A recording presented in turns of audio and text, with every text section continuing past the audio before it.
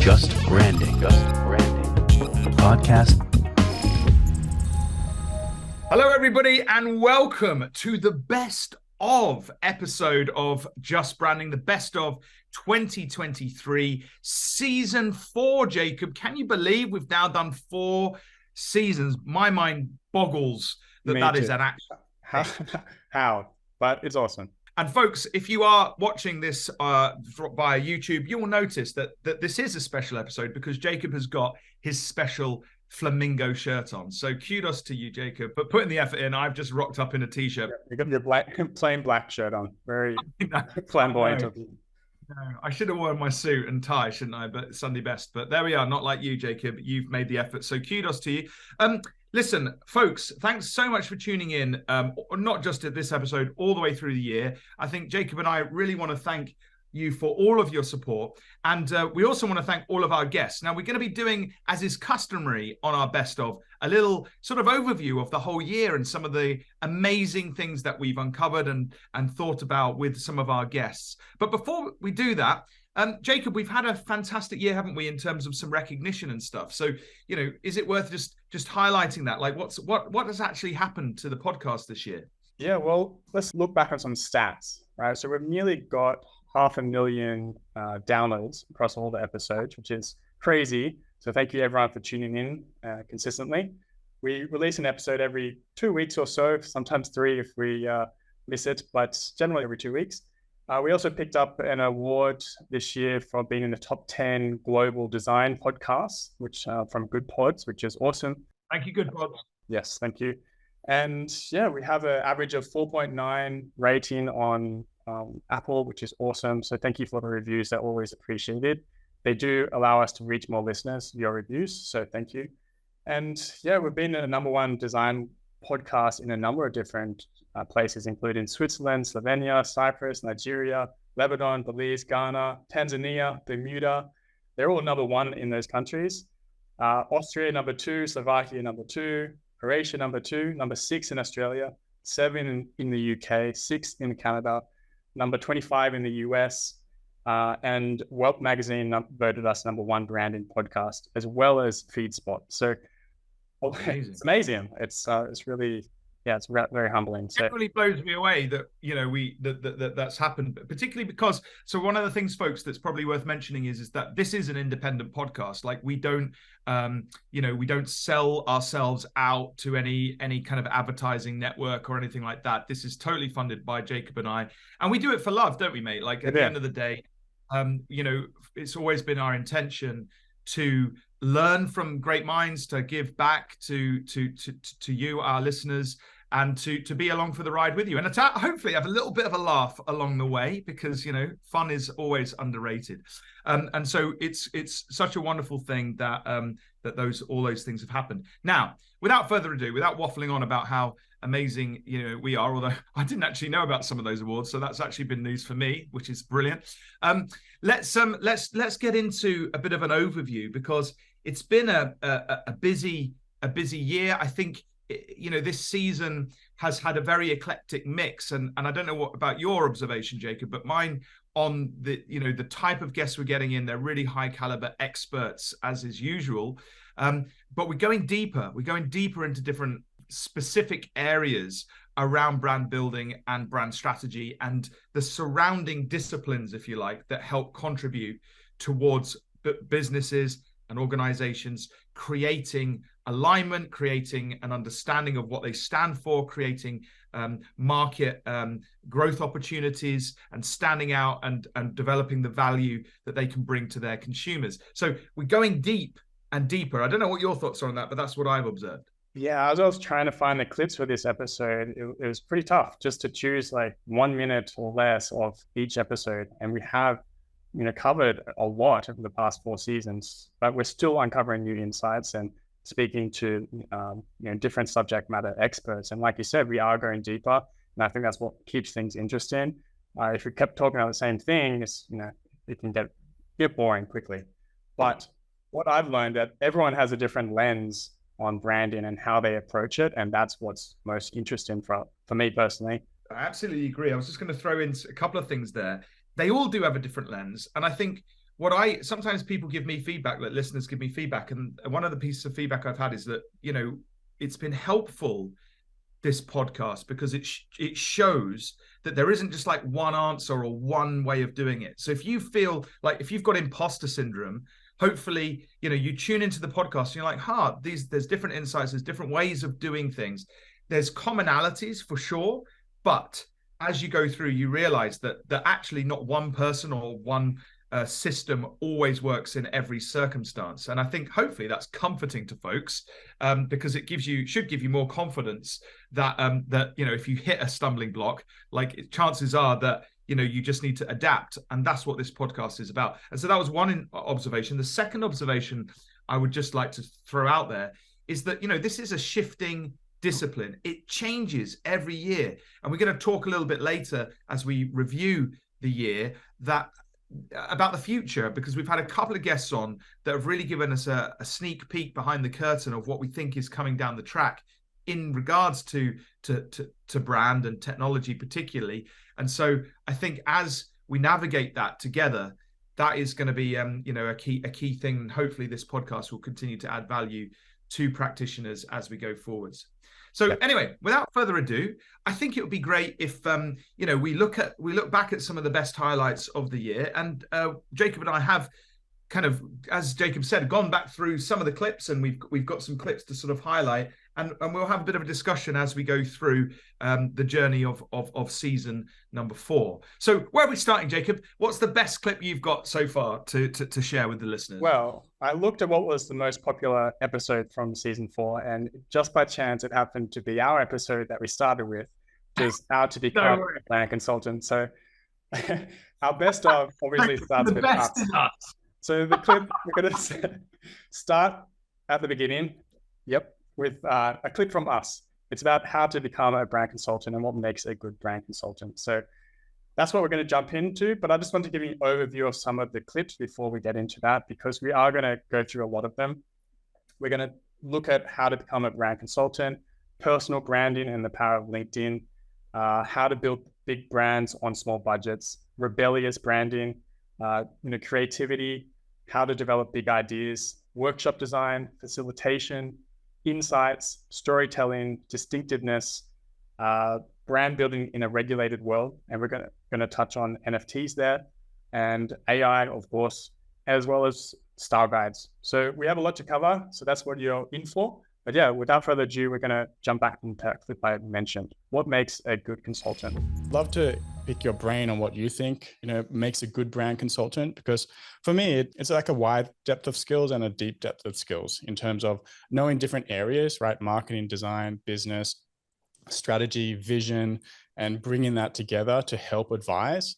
And just to come back to my point about selling deliverables, you may not be able to do all of those elements, right? You may be, a brand designer and you deliver logos and identities and so forth. However, you could also do the strategy part as well. So you could, it really depends on, what you're offering, I guess is my point. But the skills, let me go back to that. What do you think is, makes a great brand consultant? What skills and knowledge?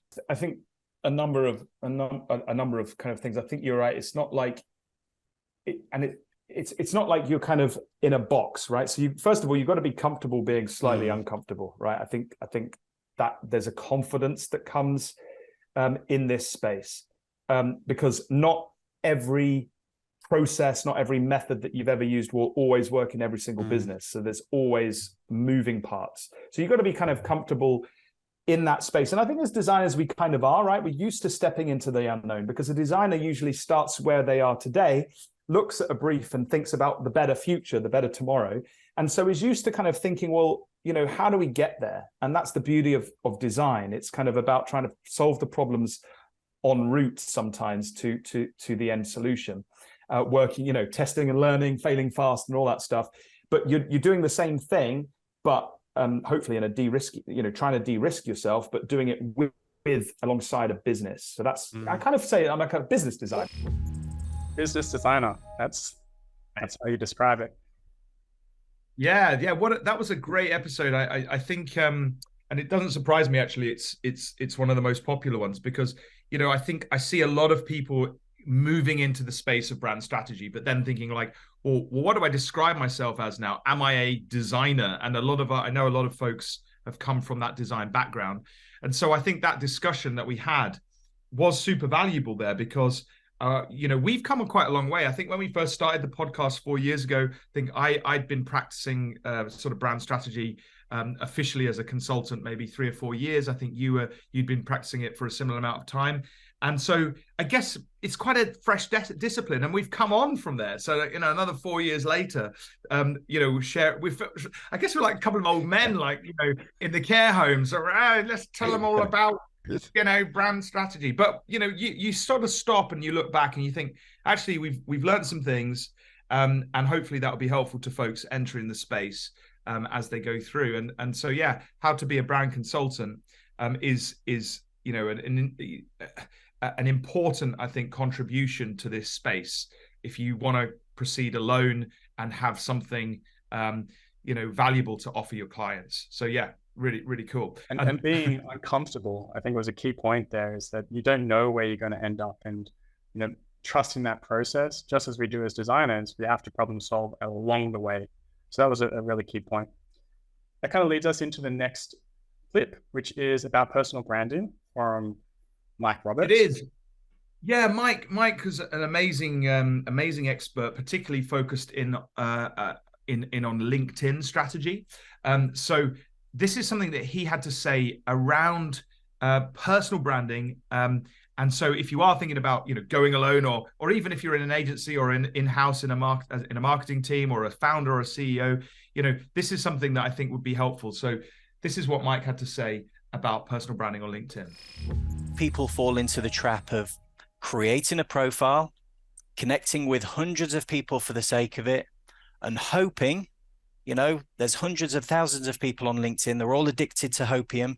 They're basically just waiting for a sale to come through, and hopefully someone will just get in touch and say, great, where do I sign? And I think rehumanization has never been more important. And what I mean by that is, yes, it's a digital platform about you, but how can we make it even more about you and your personal branding? And I know we're going to come on to this shortly, but putting yourself into the other person's world through a video message, through an audio message, so that they can see you, hear you, feel like the passion that you're putting into what you're doing, almost like you're in the same room with them. That to me is so much more important than driving 6 hours out of my day and 6 hours back just to get some time in this corporate cold office with somebody, when I can do it through this digital platform and save myself a huge amount of hours and time. So what Mike's saying there is as you go about building, your reputation, your brand, personally, and I think this is why it's interesting. You have to be more deliberate about it, but there's this massive kind of digital component that he talks about in that episode, about how to show up well on digital media and how you can start leveraging some of the power of platforms like LinkedIn. And that concept, Jacob, of humanizing yourself and being like showing up in an authentic way, I think it's absolutely crucial for anybody operating in this space. If you want to become a trusted advisor, if you want to become a consultant, you've got to really think through that personal brand. And even if you're in-house, as I've said, that is all absolute gold dust in terms of the thinking there. That was a great episode from Mike, I thought. That was episode 8 on personal branding, if you want to learn more. The one tip I do remember from that is the video personalization. So a technique he used was he had a whiteboard and he wrote the person's name on it. And at the start of the video, it starts with the whiteboard with the person's name on it, which shows that it's a personalized video. So that was one key tip that I remember from that episode. Yeah, Mike's got so many good tips. If you want to improve your LinkedIn, definitely listen into that episode. And he builds very much on the principles of personal branding. So super helpful. The next episode we wanted to highlight, I guess, was that one with Ian Barnard around building brands on small budgets, because I guess that builds on this idea of using platforms like LinkedIn and so on and so forth to kind of create your reputation, to manage your meaning. So what have you chosen from Ian's episode? So I chose the clip around the 60-40 rule, which some may have heard from the long and short of it. So as a rule of thumb, when you have your marketing budget and you're trying to balance between brand and performance, there's actually a lot of data and science behind this. And what these two guys found in this report called The Long and Short of It was the 60-40 rule, where they say that most of the time, most brands should spend around 60% of their budget on brand, on reaching future customers and building future demand, and about 40% of their budget on performance, on harvesting the existing demand, going after that 5% of people who are in the market. And it's the balance of these two types of marketing campaigns running simultaneously over a long period of time that's going to get you to strong, steady, profitable growth. And who doesn't want that? So that was a really insightful episode where we go into brand marketing versus performance marketing and how they work together. So if you want to learn more about that, that is episode 11. But yeah, it's really interesting to dive deeper into that study, right? Like 60% of your marketing should be on brand. And obviously there's, variables here. It's not always the case, but just think about the long-term effects of building brand versus just dumping money into performance marketing, such as ads, and which is all short-term results. It does work, but over the long run, brand is definitely going to work harder for you. Yeah, you've got to have that more sort of strategic view, haven't you? And I like that about that episode because, as you say, I think a lot of people, particularly, if they feel like, but we're just a small brand, we're just starting out, or we've not got the huge marketing budgets of our competitors. What he pointed out was, look, take a long-term view, take a strategic view, show up in a different way, and leverage some of the channels that don't cost you loads of money. Do it, be smart, I guess, is his approach, which I think was super helpful. So tune into that. That was episode 11. But talking about being smart, showing up and making an impact, I think the next one that we want to highlight, I think was one of the highlights of this season. What do you? Funny you say that. That's probably my favorite episode of the season is with Stix of Liquid Death. So if you haven't heard of Liquid Death, it is water in a can, but it's so much more than that. It is a brand. And this episode, we go into how that brand has been built and, from the ground up, and how it's really been a disruptive player in the water industry. So we're talking about rebellious branding in the episode, but for this little clip, it's about authenticity, and we'll get into that after the clip. Just be cool. It's so much harder to be than being really cool. Like, just be nice. That's it. It's not hard, and deliver. Say, do what you say you're going to do. But to answer your question, Josh, I literally go in and I'm literally, Jacob, having people say that to me, and it comes down to my friendships, and it's like following up with them. Are their friends, not name dropping, not saying I know that guy. Like, no, do you legitimately know that person? Like, that's what it comes down to. But a lot of it is lip service, and the world is tired of that. There's a lot of people talk a big game and they go deliver. It does come down to delivery, and that's why we're into the gun. Now we're in all these retailers, and they're like, you better deliver, because in retail, you lose that real estate, you don't get it back. It's all about velocity. How fast does that move off the shelf? If you lose it, someone else is just going to be there waiting. So with the success, I appreciate you acknowledging that, comes the pressure of, okay, well, how are we going to keep this going? So it's never every day. It's like, how do we keep this machine going? That episode, just if you want to know how to build a brand and occupy in a very short space of time a dominant position in a market with a product in essence that is just water, right? Packaged differently, positioned completely differently in a rebellious way, that is the episode for you. So if you're looking to make waves, check that out. And one of the things I think is amazing about Stix, he's obviously the I can't remember his official title, but it's something like Chieftain of Indoctrination or something at Liquid Death. Like, he's the head of their brand department. He's so creative, so rebellious, and he's so generous in that episode because he shares all the things that they're doing over at Liquid Death. So it's not for everybody. It's high risk, and we talk about that in the episode, but it's powerful. And the waves that they're making over there are great. I just saw, actually, interestingly, very recently, they just did a collaboration with Burton. And they created a snowboard. Have you seen this? And yes, it's called the Death Trap, right? They even say it's basically the worst snowboard you'll ever, ride. It's the most dangerous. It is in the shape of a coffin, just for our listeners. You can picture that. Yeah, it's like an extreme casket shape, with no turning radius at all. And, obviously it's a bit of a joke, but you can go and buy it, and people are buying it.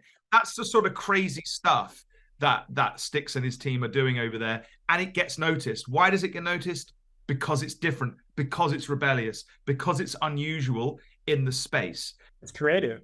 Yeah, it's creative. And so that is something that you need to really bear in mind if you're trying to build a brand in your category, in your space. What would stand out? And I'm not just stand out like a little bit. If you want to make waves, you've got to take risks. And that's what Liquid Death are doing with their sort of canned water approach. And by the way, just with that, the one thing I did enjoy about that episode was the fact that it wasn't just water in a can. As you say, it's a brand.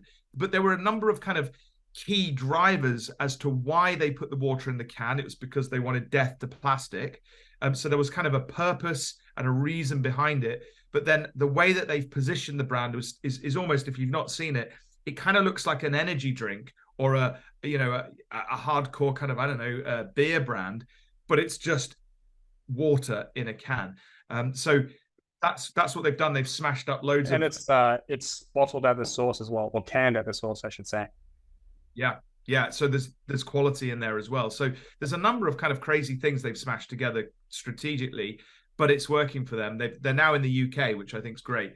Keep an eye out for that brand, because I think it'll be taking over a supermarket near you soon.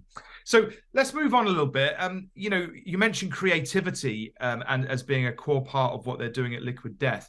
And that is something that we caught up with the guys at SNASK about, Freddie and Erik. They are really interesting. They're doing some wild work at their agency. And we caught up with them about creativity specifically and how to stimulate that creativity and create a culture around it. So this is what they had to tell us about that. We think and I think the only thing that you need is time. I mean, you need time to be able to figure something out and especially try it. I mean, if you want to be creative and try to come up with something original or new, you need time to do things wrong and then, try it out. Oh, this didn't work. Okay, let's try something else and so on. So if you have that, I think, it's possible to do something good. Just listening in there was obviously a long conversation there, and they touch on a lot of things, but they make a good point, right? Businesses have to carve out time for creativity. So often it's kind of, rushed through, or there's a pressurized situation because there's a deadline. Trying to tick boxes. Oh yeah, or it's an afterthought. The way it's, the concept behind the thing being delivered. From a communication campaign or a marketing campaign, right the way through to the actual brand concept itself. We don't think about things creatively enough, and that takes time. And so that was something I got out of the episode that we did with those guys. Yeah, and time leads to big ideas, and that's the topic of our next clip. So this episode was with Jacob and myself, with myself, how to develop big brand ideas. And this was an episode that we did off the cuff because our guest didn't show up to the recording. So we just recorded and some big ideas to come out. So let's get into that clip. You mentioned brand essence, and I just wanted to state that there's many different names for this. So there's, brand DNA and brand core, brand heart, you said. The soul of the brand is another one. So it's basically, as you said, the essence, it's basically what's inside. And if you think about this like a human, right? We all have souls. There's not like a literal handheld thing that, you can hold, but it's within us, right? So if you think about the idea as that's what we're going to be talking about. How do we actually find this big idea that is like the glue for the brand? And it's powerful stuff. It can lead the employees internally. It can also guide external communications and everything about the brand. So it's really, really, really important. So yeah, big brand ideas. And what I touched on there is just the glue that I mentioned. It's what drives and sticks all the ideas together and everything. So the brand core, the brand DNA, it's everything. So what are your thoughts on that, Matt? The thing about what we talked about was, how do you boil, a strategy, a positioning strategy down so that it's easy to understand, right? Because you've got to sell that internally, usually to the business. And you've got to get all your people pointing in the right direction. And it's also got to be relevant, ultimately externally, so that, your customers, your consumers, your partners can see what you're doing and why it's, why it's helpful and useful. So boiling it down to a big idea, that episode was about simplifying, clarifying the essence of what you're doing. But you can't get there, as we've pointed out before, without creativity, without thought, without time, and without strategic thinking. The other thing I think I remember about that one was, our guest didn't turn up. Now we won't mention the name of the guest, but they are a really big cheese in the brand space, and I'm pleased to say we have got them for season 5. So we won't tell you who it is, and we won't even tell you when it is happening in season 5 because we don't want to embarrass them. But keep an eye out because we've got some amazing guests coming up next year already lined up. That person is one of them, who shall remain nameless. You can guess if you want in the comments on this episode who you think it might be, but we'll leave it there for now. So to all our future guests, turn up, because this is the last time we're not naming somebody who arranges to record with us and doesn't turn up. The warning has been given this time round. I think when we talk about creating a brand strategy, creating a powerful and creative concept behind a brand that really sets a business up for a high growth situation, how do we do that? And we get that question a lot. And this season, as I've mentioned, we do go deep into some key areas. One of the key areas that we went into this season was around workshops and facilitation and collaboration between strategists and creatives and the business that they're working in. And so that kind of idea of how was something we picked up with 2 specialist experts. Brittany Bowering was one.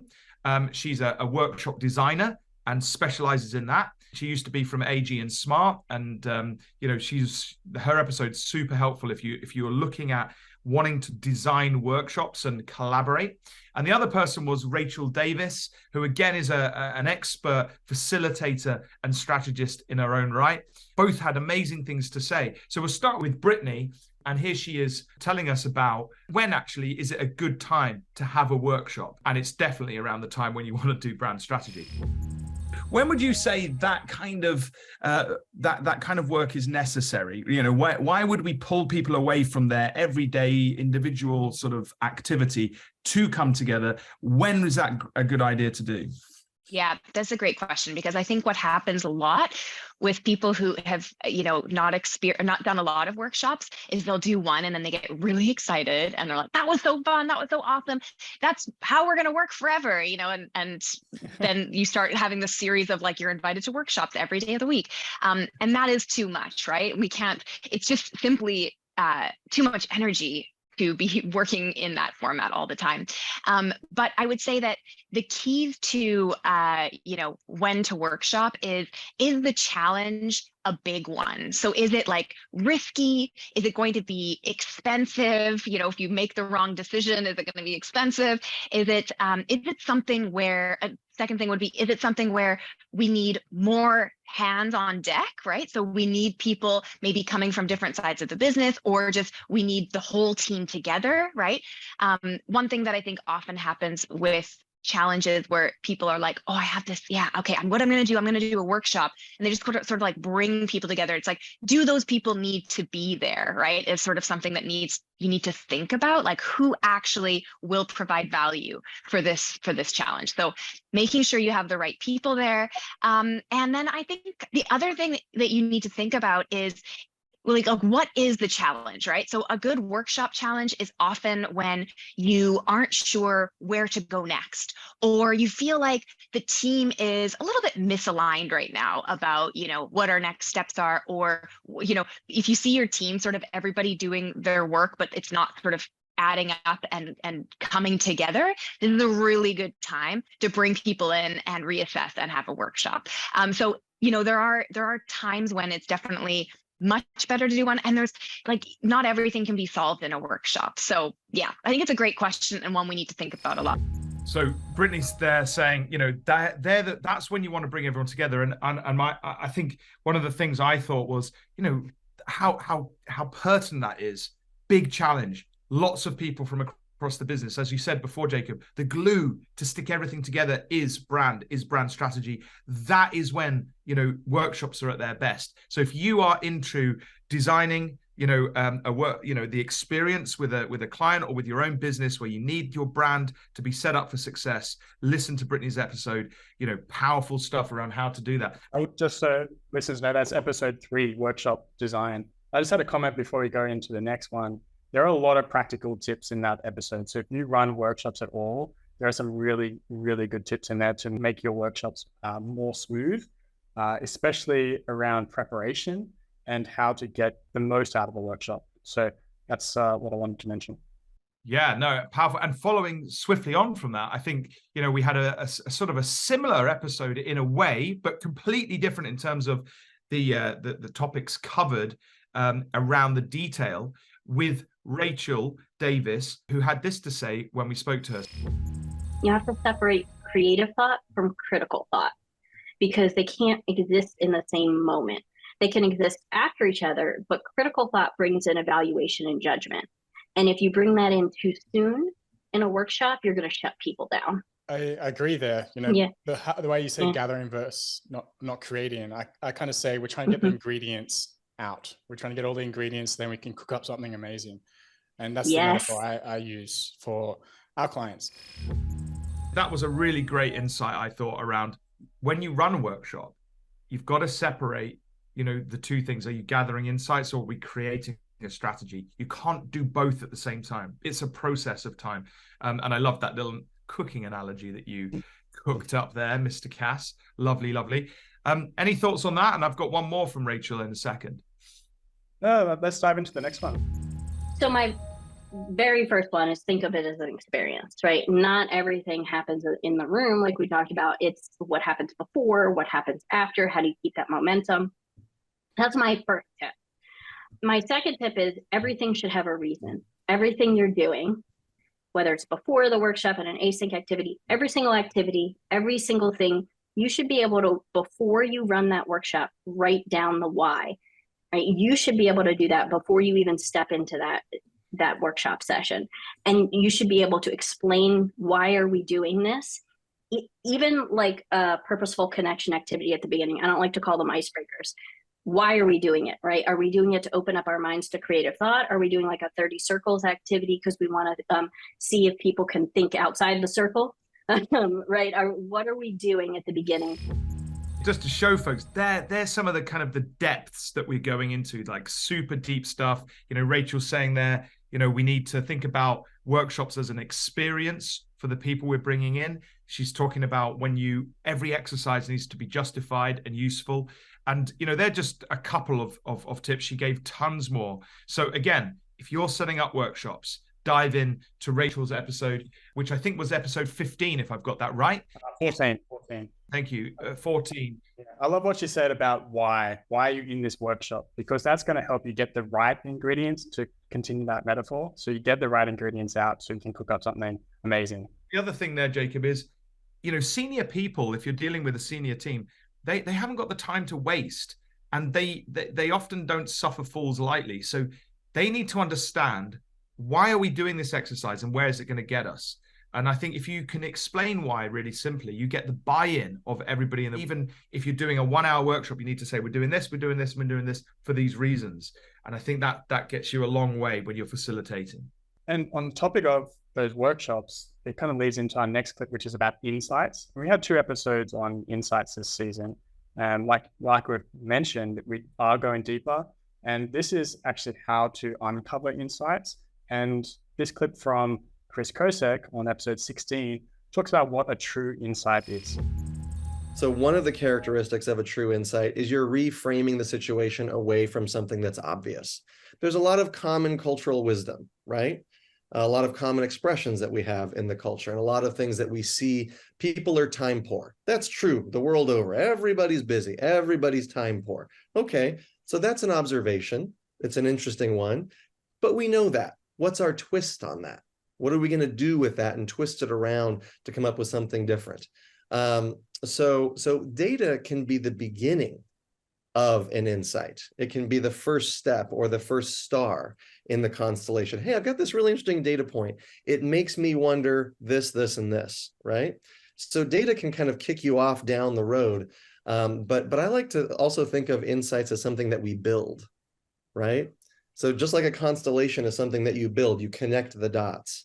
So you build an insight, and in that way, it's a very iterative process. It's very collaborative. And another characteristic is a true insight should be able to connect the dots in a way no one's ever connected them before, right? So that gives you something new, something fresh to think about. It also has to connect with what your brand has to offer.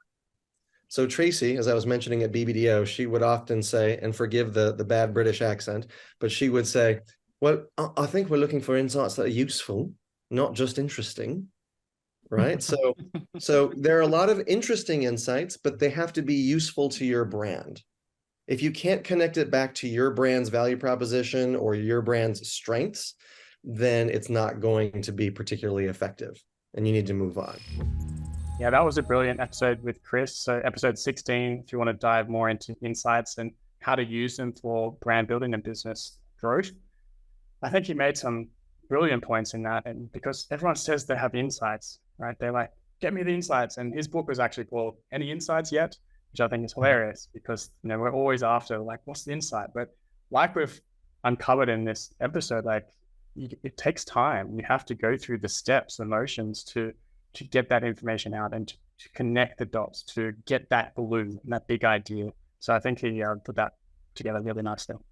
Right. And how can you build a strategy that's unusual in the marketplace, but still valuable to customers without those insights? It's almost impossible. You're just shooting in the dark. So it's such a crucial area of brand building. Insights, how you gather them, research, how you go about that. You cannot afford to rush that. So many businesses are like, hey, I need a new brand. Let's just, and their brains just go to the logo, the fonts, and the identity. But as we've been showing over the course of the last 4 seasons, brand building is not simply about logo and some fonts. It's way more strategic. It's a much bigger discipline than that. And it sits really, in my view, at the highest level of business. If you take it seriously and if it's done properly. But thinking about insights, you know, we also had, as you say, another episode about insights with the author Dan White. And Dan, we asked him specifically about, you know, well, how do you go about kind of getting good insights? And he had this really, really cool sort of an example of how you can go about really getting useful and interesting insights through good qualitative research. There are a few. Yeah, I think the best ones are things like qualitative will always be a good way of understanding the consumer. We mentioned ethnography before, which essentially is where you go in and you observe and you can observe, become part of a household even for a while, or get people to film and interview individuals or families around the category, that kind of thing. So what are you asking them? So I'm just wanting to go like a little bit deeper, like rather than just like do. Oh yeah, okay. Whatever. What are you actually doing to? Well, you'd start with sort of tell me about the last time you bought such and such, or last time you used a such and such. What did you do? Where were you? What was the experience like? Were you happy with the experience? Was there anything frustrating? Or can you show me? If you're in the home, you know, can you show me? Okay. Can you next time you, I don't know, load the dishwasher? Can I film it and ask you some questions? So why are you doing that? I noticed you put the tablet in, you threw it in rather than putting it in the. You're nosy. Yeah, you observe and you probe as to why, because the thing that you can get from market research very powerfully is understanding, well, why did people do that, or why didn't they do something? So the more you understand about the why, more you reveal about their truths and their pain points, like you said. So that's what you actually do in those kinds of research.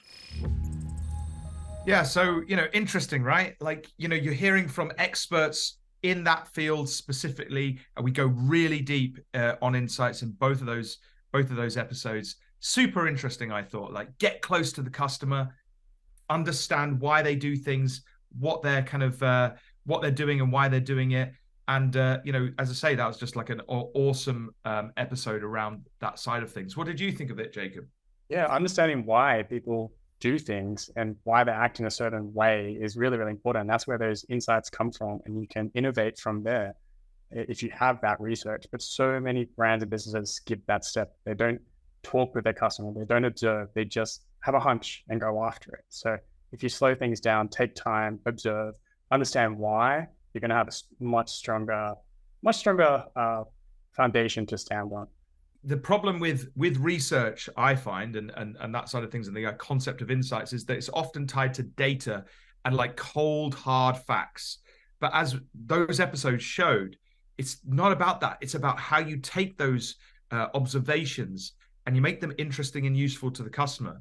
And not only that, you then take them and weave them into a narrative and a story that the customer can actually understand and connect with, and your teams can kind of resonate internally with, and your leadership can get inspired by and get excited about. And storytelling is a crucial component of great brand strategy and brand execution. And I know we had an amazing episode on that, which I think you've got a clip from. So do you want to talk to us about the storytelling?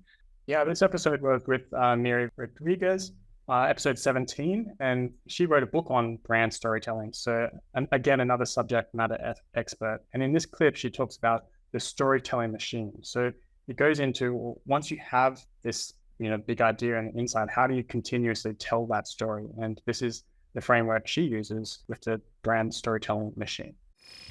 A storytelling machine is really an internal strategy to bring all the key players today that are telling the brand story, going out to market, sales, marketing, operations support, of course, communications, internal, external, and really defining what is two things. First is the origin story. What does that look like? Why does your brand exist and why? You will never run out of space and content to be able to tell people why your brand exists, where it's going, why it's doing what it's doing, why it's pivoting, why it stopped doing this product, why it's going to go digital. There's, it's the brand is an entity and it's growing up and it has friends and foes and hopefully it doesn't die. So it's growing, getting better. And that is the origin story that keeps going. That's a story that will always be told.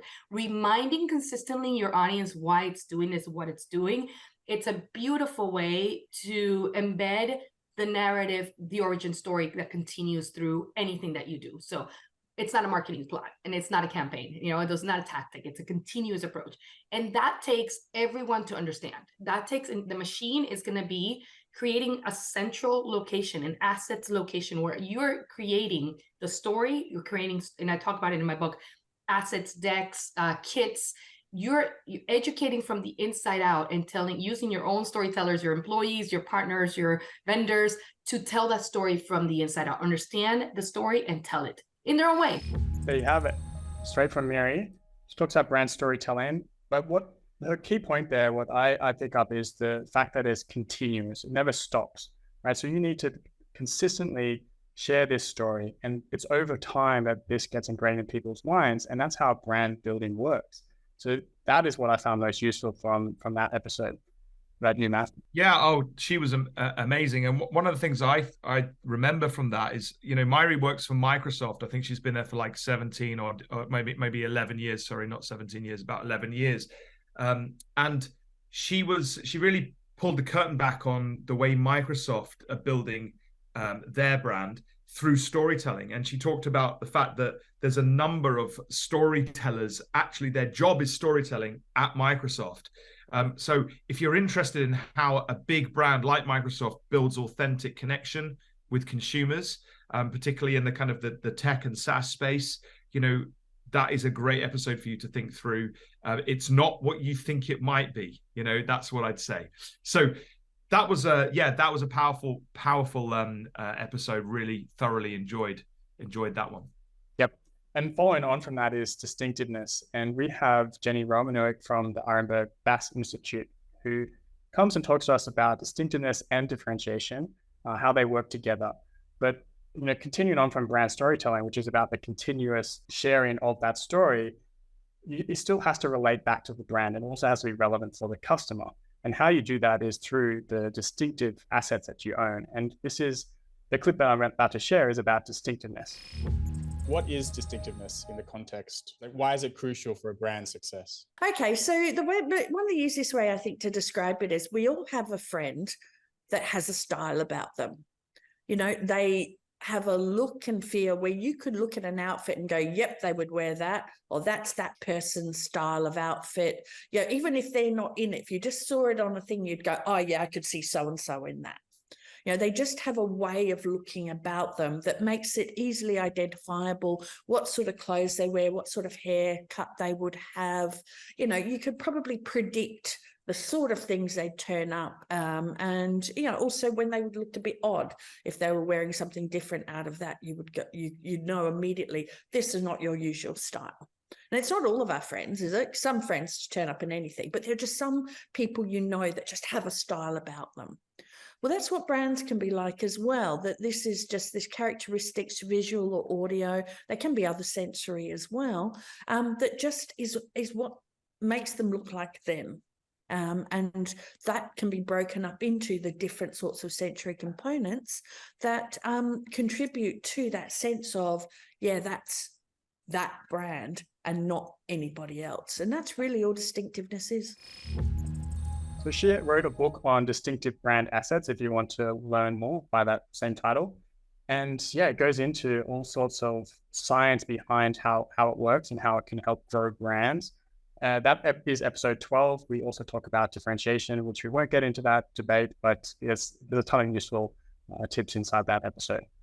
Yeah, and I think the other thing that I would say is although we do have I would say we have a leaning, don't we, in a lot of our sort of episodes to strategy. That isn't exclusively what we look at. We also try and get really practical as well. And this season was no exception to that, because we did have a number of very practical episodes where we did deep dives into certain areas. One of my favorites was the one that we did with Terry Goldstein. She was really interesting because she operates in the pharmaceutical space in a regulated world.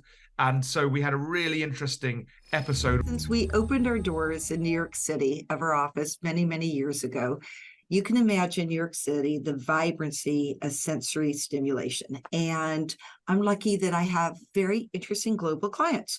And sometimes they come over with a translator. And I always wayfind people into my office in this particular order because the sequence of cognition exists.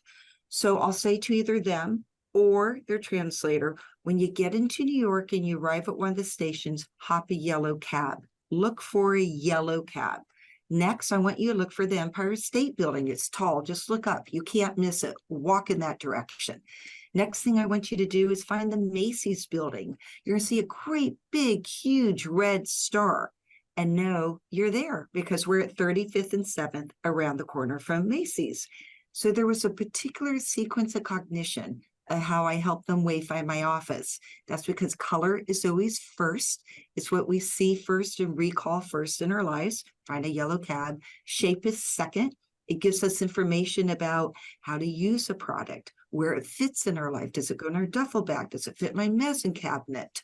That's why they have the hand on Amazon, so we can see how big it is. Shape is 2. Symbols are 3rd. That's why I always tell my clients, look for the big red star. And if you think about symbols when you're shopping, you're like, my kids hate strawberry. I'm going to buy the cherry one. So 1 second decision. Hey, I want to recycle. Where's that recycle symbol? So creating a symbolic language is forever key. And words are last.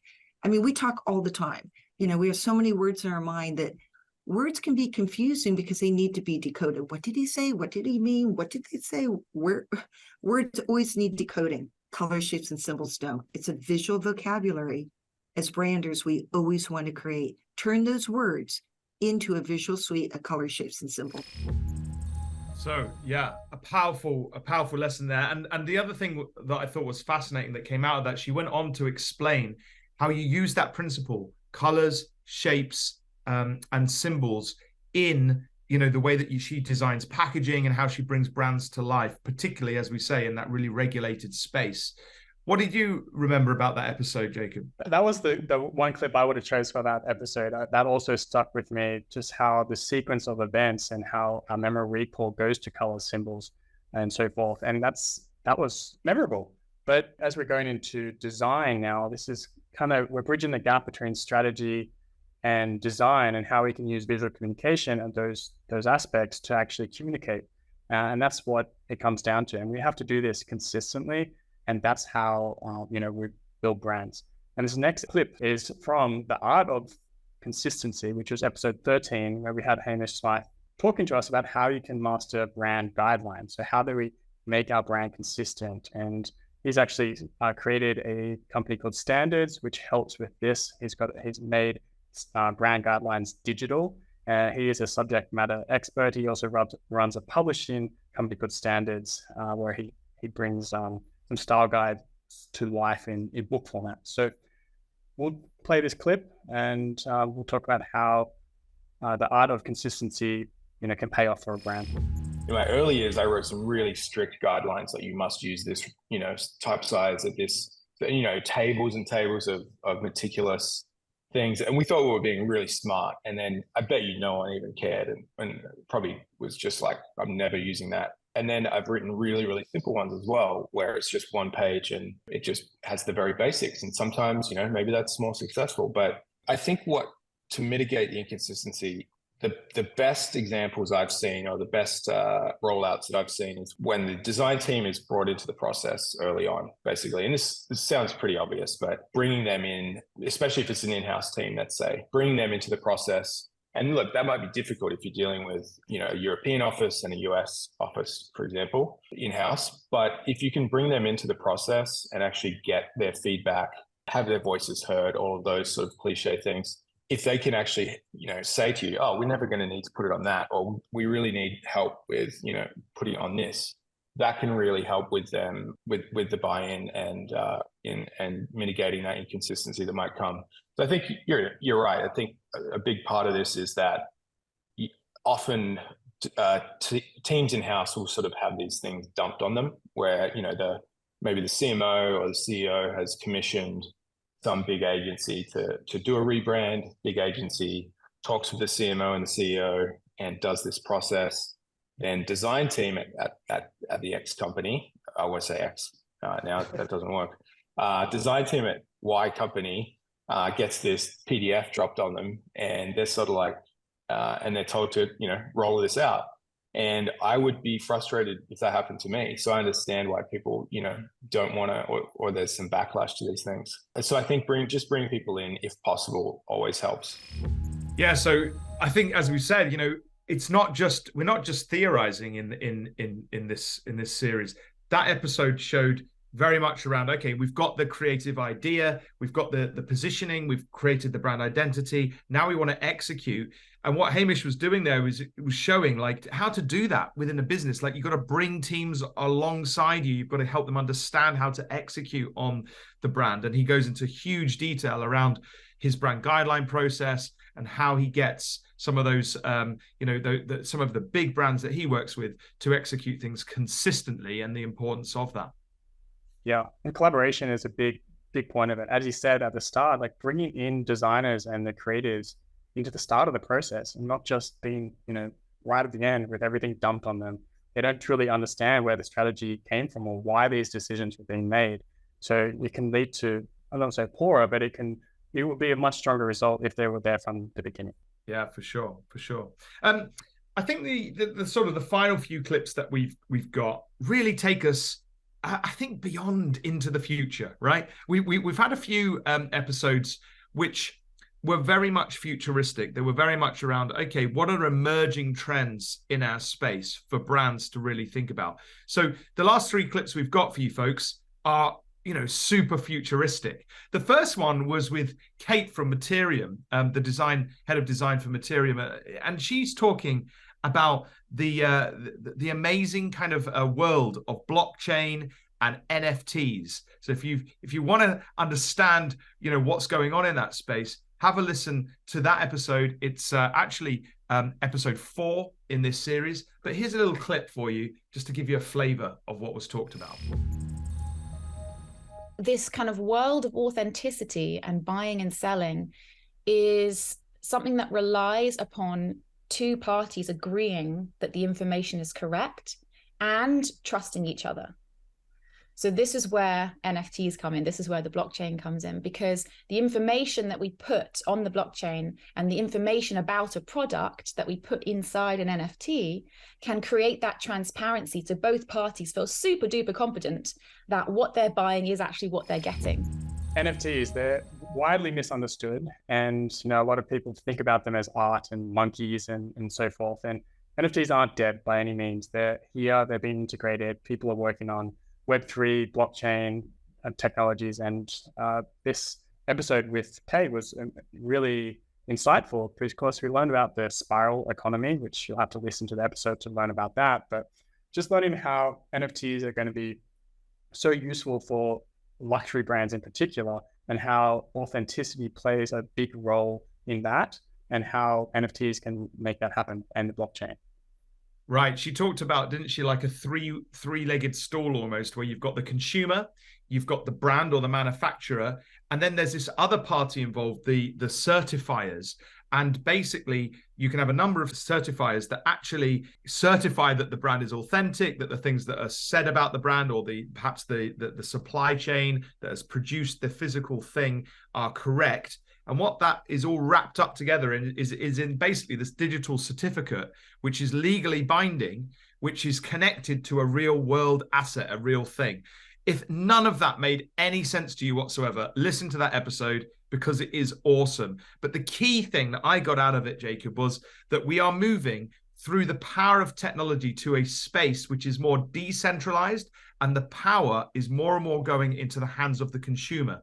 So if you're building a brand and you want to build trust with your consumer, which every brand needs to remain competitive in their marketplace, that episode will blow your mind and be super, super helpful, I would suggest to you, to understand what's coming down the track from such things as NFTs and blockchain.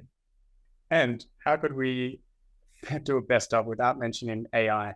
And that's what our last two clips are on. We had a subject matter expert, Rob Lennon, who has been in the AI world for many years and has a ton of resources around it.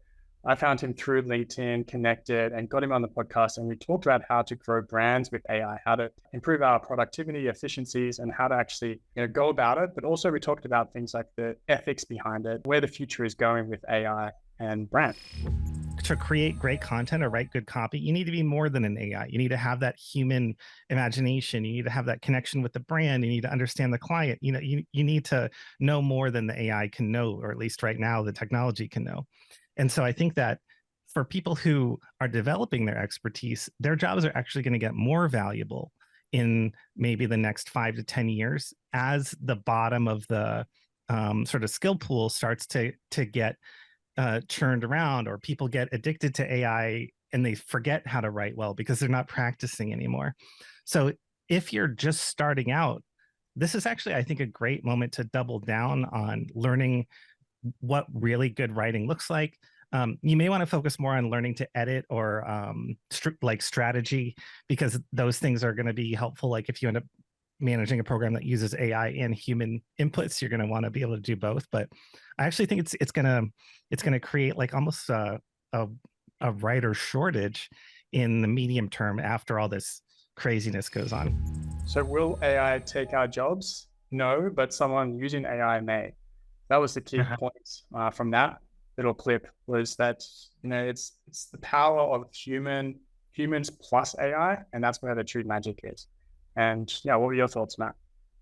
Yeah, I thought was fantastic about that was, we looked at loads of use cases in that episode, and the thing that I got out of it was look, AI is a tool, right? It's like a hammer or a saw, but obviously a much more advanced piece of technology than that. The key here is how we use that. And I think the brands and the strategists that get ahead are the ones that will be able to leverage AI in a way that will add the most value to their consumers. And so that's what I got out of that episode. It's a tool to enhance value for other human beings. Think about that. Don't think of it as a threat. Embrace it, use it. It's here to stay, but use it in a way that's useful. Don't just kind of and also don't kind of become a slave to it. You've got to constantly think about the human at the other side. Is this adding value to them? Absolutely. Well said. And there is a discussion around ethics with AI, because AI was built on other knowledge and other people's work. So I asked Rob this question and how he felt about it, because he's so heavy into AI, and this was his response.